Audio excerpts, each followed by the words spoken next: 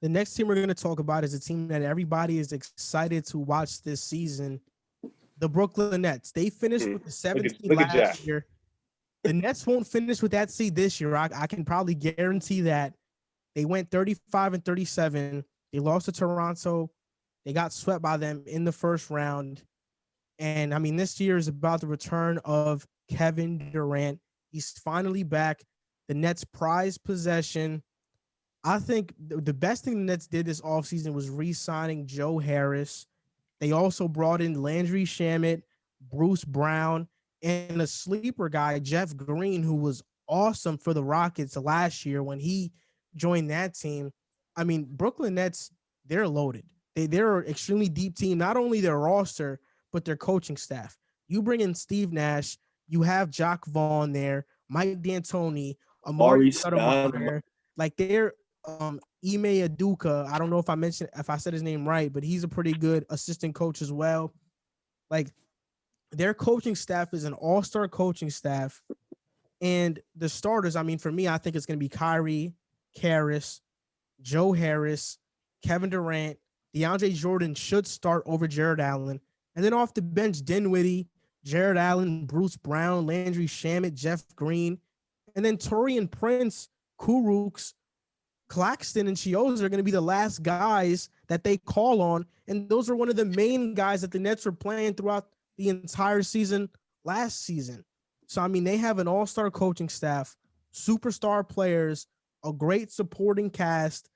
I mean, this team ceiling is immense. They can be the best team in the Eastern Conference if they click right away, but we know that it might take them a while. So I don't know, but they're going to be really fun to watch this season. That's all I know. This is. I know, Jack. You're so excited. You want to talk. This won't be long. I promise you. But I'm just this. Let me start off with the coaching staff. Oh my God, Steve Nash, Stoudemire, Mike D'Antoni. They are literally producers of one of the greatest regular season offenses we've ever seen. 7 seconds or less. It was one of the best offenses, one of the most fun offenses we've ever witnessed. Then you bring in Ime Aduke, who also his wife is Nia Long. Shout out to her. She's beautiful. He also was a part of those championship teams with the Spurs. He was an assistant coach for those teams. So shout out to him. He's bringing in championship pedigree. Then talk about the team. I think they're going to roll out a Kyrie, Karras, KD, Torian Prince at the 4, and then DeAndre Jordan at the 5. I think KD plays the 4 more or less late in this season or late in crunch time. I think Joe Harris is going to come off the bench with Dinwiddie. I think Jeff Green. Those 3 right there, that's 35, 40 points right there. Jeff Green, he's a good player, and people sleep on him. He also got a jump shot last year. He can shoot the 3 ball. Joe Harris is a good player too. Spencer Dinwiddie is a 6th man of the year candidate every year. Then Jared Allen's going to come off the bench too, and Bruce Brown is his last name, I think. Yeah, he's also a solid player, underrated defender. I think this team, championship or bust. I think there should be nothing else. I think KD and Kyrie have the best supporting cast in the league. There should be any excuse, bearing any injuries. And this is a championship or bust for them. They should definitely be thinking about this team for the next 3 years, staying together. And I can definitely see 2-3 chips down the line if injuries aside, the chemistry is right, the continuity is right, and they get it going. And KD is still that guy because before he was hurt, he was the second best player in the planet. So that's my take. I have him as second seed. Yeah, and when you look at this team, like this is really what Jay-Z pictured when he moved this team to Brooklyn, like a top of the line attraction. Beyond like any basketball fan would look at the Nets this season. On paper, if you could turn off injuries and chemistry, it's them and the Lakers, neck and neck, the 2 best teams in basketball. But of course, those are the 2 issues, and I will address them injury-wise. If you could get KD back at even 70% of what he was before the injury, you're looking at arguably the best team in basketball. And I'm not in the business of overreacting to preseason games, but against the Wizards the other night, Kevin Durant looked just as good as he looked when he was with the Warriors, if not better. He was super efficient, playing next to Kyrie Irving, who looked just as good as he was before his injury. So I know it's one game, but health-wise, it was nice to see them come out and still be those same dudes. Can they do it over 72 games? A whole different question, but it was a nice sign. And I don't think that either of them are going to play the whole season. That's why the depth is super important. You guys mentioned a bunch of names, two names that you didn't even mention. TLC, Timothy Luau-Cabral, who lit it up in the bubble last year, and Tyler Johnson, who did a great job in the bubble, aren't even going to see daylight when Kevin Durant and Kyrie Irving are playing. But odds are both of those guys are going to find a way to sit 20 games this season because you'd rather them be rested for the playoffs. So it's nice to have that depth where you could put out a lineup, even without your two best players. You still have Dinwiddie, LeVert, Harris, Taurean Prince, Allen, Jordan. It's a hit squad. There's no question about it. Now, the biggest question mark is the chemistry. Of course, probably the biggest cast of characters, personalities in the league. And when I got the notification that Steve Nash was being brought in as the head coach, I did a double take. Nobody saw it coming, but he was hailed as a player. Yeah, he was hailed as a player as one of the best communicators in NBA history. He worked with the Warriors and Steve Kerr hand in hand, did a great job there. So I think Sean Marks hit it out of the park with this signing. Then saying, we know we're not a great defensive team, so let's go all in on the offensive end. Bring in Mike D'Antoni, one of the most prolific offensive coaches of all time. Bring in Jacques Vaughn back, who did a great job with this team last season in the bubble, minus Kenny Atkinson, and Amari Stoudemire, who, bringing him in to work with these bigs and playing this offense is a perfect guy you want to mentor Allen and Jordan in this system. So I love what they did with the coaching staff. I love the depth. The injuries and the chemistry are the two question marks. And I feel like they did a good job to hedge their bets in those two areas. So if you can get to the playoffs and Kyrie and Kevin Durant are healthy on the roster, there's no reason they should not win a championship. Well, the reason they won't win, or they probably won't win, is because LeBron is in LA with Anthony Davis, the first and second best player in the world. That's my opinion. But you talked about Kevin Durant in Golden State, and man, I got a Kevin Durant card right here. Golden State card, Brooklyn Nets logo, jersey patch right here. Kevin Durant trading card, Panini Prism. Man, this is worth something, man. Especially I bought this card because I said if KD does good next year, I'm gonna sell it because I know this might be going up. I got a bunch of cards. I got a Joe Burrow one here, but yeah, look, I think the Nets are going to be a fantastic team. I'm a Knicks fan, so I'm guessing I have to have this rivalry, but I really don't feel any ill will towards the Nets. I hope they do well. I don't think they will win a championship just because I feel like Kyrie's personality, his antics with the media, his mood swings will probably cause the Nets. With Kevin Durant, he's a stand-up guy. He's more of a stand-up guy. He's more straightforward. So I know what I'm getting with Durant. Like Riv mentioned earlier, if I got to trade Kyrie Irving straight up for James Harden, I'd do it. We talked about this roster with Kyrie. You bring in James Harden, they are a lock to win the championship. A lock. Well, my only issue with that is like, if the biggest problem with Kyrie Irving is his problems with the media and off the court, like you're going 6 in one hand, half a dozen in the other after everything that's coming out about James Harden, partying with Lil Baby the day the preseason starts. Like that's a really bad look. And we read, what happened with him and Westbrook.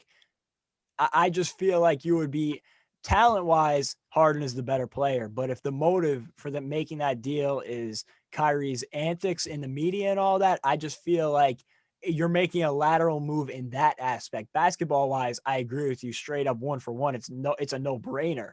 But, I think that when you look at this group, guys like Kevin Durant and DeAndre Jordan, and then, Steve Nash and Mike D'Antoni are the right people to rein Kyrie Irving in and make sure, he stays grounded, even when he might have these, I guess, outbursts, if you may. And I think that that's what happened when he went to the media and spoke for the first time this season and apologized. I would not be surprised at all if Kevin Durant went to him, spoke to him, and said, listen, like, we don't need this going into the season. And I trust this group to mesh together. Maybe it's just me being an overly optimistic Nets fan, but I do think they have a good group that seem to like each other. I was watching Kyrie's Instagram live the other night, and they were talking about the team. They seem like they have a good camaraderie, but it's very easy to, show that on the outside. The only thing that will tell us is, moving through the season. But as a Net fan, I feel really good to be able to watch a team like this and be excited about them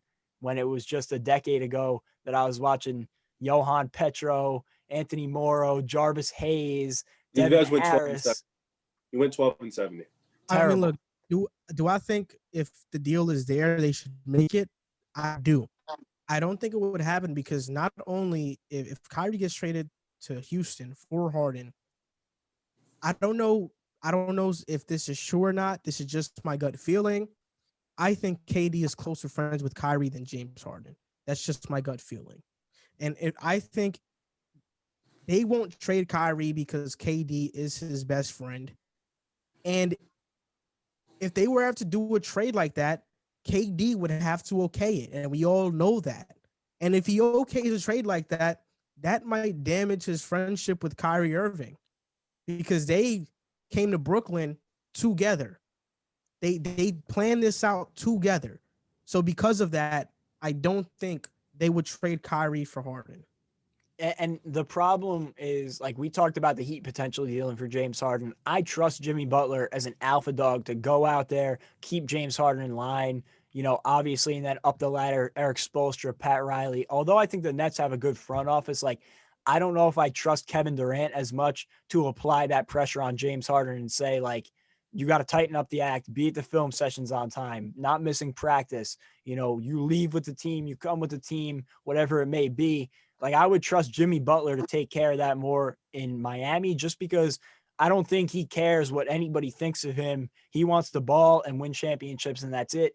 And I don't see that alpha out of Kevin Durant as much. And that's no knock on Kevin Durant. It's just a different leadership style. So I don't know if that would mesh. And I agree with you on the point with Kyrie. Like they planned this out to come to Brooklyn. And I don't think that him, Kyrie, or DeAndre Jordan are going to be leaving Brooklyn without one another. So it'll be interesting to see. There's no question about it. And as much as I said I'm excited about my team, it's very weird to see us as like a test tube team. Like everybody's going to be watching to see what happens, almost not in a good way because it's such an explosive group. I think that they finished with the 4th seed, which is pretty low for them. I think the chemistry problems are just going to be there. That's why I have them finishing with the 4th seed. You mentioned them taking games off. That's why I think they'll finish 4th. But I can see them finishing as high as 1st. And I think their floor is 4th. They won't go below that, in my opinion. I also agree. I think their floor is 4th. They'll finish 1st. I think in the playoffs is championship or bust. And I do think Kyrie, and I know it's a knock on Kyrie, the weirdo stuff. He does all this nonsense for the media. But I do think if they can even get a smidge of that 2016 Kyrie in the playoffs, even that 2015 Kyrie in the playoffs, they'll definitely be able to beat LA. I know AD is the hot take right now. He has the recency bias. People are saying he's the second best player in the league, but it's Kevin Durant. In my opinion, Kevin Durant is the second best player in the league and the guy to challenge LeBron for the crown. And when you have a guy like that, I think you'll always be dominant. And KD is healthy. This team, there's nobody in the East that can stop him, not to mention Kyrie. So I think it's going to be very interesting to see how this team puts it all together. And we still have yet to see the projection of Karis LeVert and how he's going to improve his game, if he's going to stay healthy. And if he's healthy and he's improving his game, you got a third guy who can be a third star on a championship team, not to mention the 6th man of the year candidate on the bench. So this team is going to be really interesting to see. There's going to be a lot of eyes on them. Brooklyn, New York, Mecca, all that good stuff. So it's going to be a lot of eyes. Jay-Z's, that's the guys he wanted to build. So it's going to be interesting to see. And I wish we had fans, make it bigger. But, it's going to be tough to see. But I have them floor 4, ceiling 1, championship or bust. Yeah, I do have I have them at 3, but I could see them anywhere from 1 if everything goes as planned, works out perfectly. I could see them at 1. I could also see them at 5, just depending on how, if there is injuries, how many games Kyrie and KD sit. So it's a lot of question marks there, but I do have them sitting at 3. They have the talent and they have the bench for even when Kyrie and KD sit. So I agree with Riv on this one. Like, there's no doubt they should be a championship team this year. That should be the goal, win a championship. And I know that behemoth coming out from the West is going to be tough to stop, especially when you don't really have somebody for Anthony Davis, but who do they have to stop Kyrie and Kevin Durant? It's going to be, I hope we see that matchup, because even further than a net fan, just as a basketball fan, that would be a spectacular series. So it's going to be interesting to see. But I have them at 3, ceiling 1, floor 5.